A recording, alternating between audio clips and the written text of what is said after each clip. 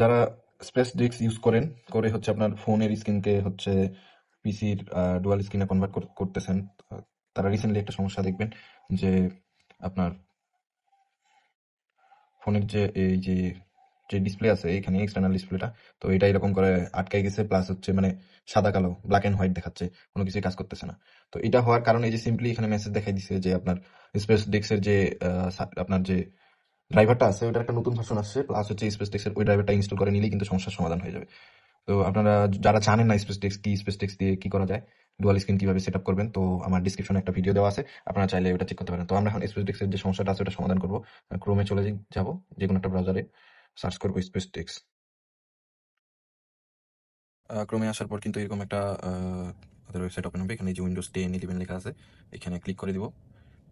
বাস চলে আসলাম অন্য একটা পেজে। তো এখানে যে ডাউনলোড আপনার উইন্ডোজ হিসেবে, মানে যেরকম উইন্ডোজ আপনি ইউজ করেন সেরকম এখানে দেওয়া আছে, তো উইন্ডোজ হিসেবে এটা ডাউনলোড করে দেবেন। যেমন হচ্ছে আমার উইন্ডোজ 11, তো উইন্ডোজ 11-এর জন্য যে ডাউনলোড হয়ে গেছে আমাদের। তো সিম্পলি এটা যদি আমরা এখন ইনস্টল করি,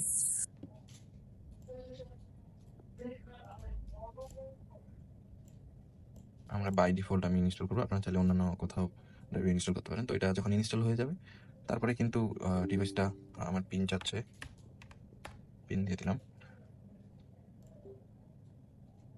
ইনস্টল হবে। দেখতে পাচ্ছেন এটা ইনস্টল হয়ে গেছে। এখন ফিনিশে ক্লিক করব।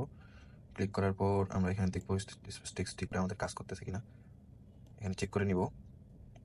এই যে নিচে এখানে অ্যান্ড্রয়েড ইউজার অন আছে কিনা, এই যে, আর যদি না থাকে তাহলে আপনারা এখানে ইউএসবি কানেকশন দেখবেন চেক করে ঠিক আছে কিনা। এই যে অ্যান্ড্রয়েড যে ডিভাইসটা সেগুলো অবশ্যই অন করা থাকতে হবে, নাহলে কিন্তু হবে না। তারপরে চলে যাবো আমাদের ফোনে। ফোনে গিয়ে আমরা আবার স্পেস ডিস্কে যদি এবার ঢুকি, একটা মেসেজ আসছে, পপ আপ মেসেজ। তো এখানে কানেক্টেড অপশন আছে, এখানে আমাদের কিন্তু স্ক্রিনটা এখানে চলে আসছে স্পেস ডিস্কের। এই দেখেন স্মুথলি কিন্তু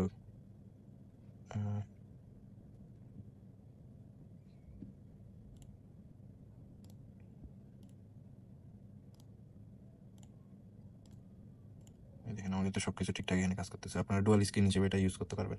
আমার ফোনটা আসলে অতটা দামি না, যার কারণে একটু ডিস্টার্ব করতেছে।